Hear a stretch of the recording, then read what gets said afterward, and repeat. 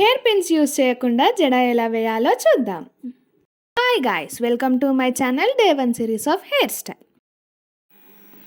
Last వరకు చూసి నేను అడిగే క్వశ్చన్కి కామెంట్స్లో ఆన్సర్ చెప్పండి.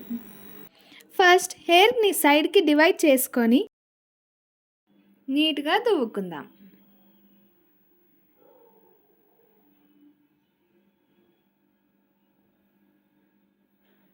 ఇప్పుడు నార్మల్ హెయిర్ లెక్క 3 పార్ట్స్ డివైడ్ చేసుకుందాం. ముందల హెయిర్ మన హెయిర్ వాల్యూమ్ని బట్టి తీసుకుందాం. ముందు నుంచి ఒక్కొక్క లేయర్ అల్లుకుంటూ స్టార్ట్ చేద్దాం. ముందల హెయిర్ తీసుకునేటప్పుడు కొంచెం కొంచెం తీసుకుంటే మంచిగా కనపడుతుంది. అదే ఎక్కువ తీసుకుంటే అవుట్పుట్ అంత మంచిగా ఉండదు.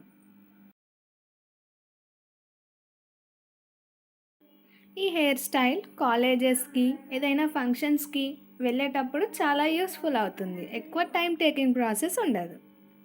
ఈ విధంగా మనకు కావలసినంత వరకు స్టెప్ బై స్టెప్ ప్రాసెస్గా అల్లుకుందాం. నెక్స్ట్ వీడియోలో చూపించినట్టు మిడిల్ హెయిర్ని ఫస్ట్ హెయిర్ కలుపుతూ కొంచెం అల్లుకోవాలి.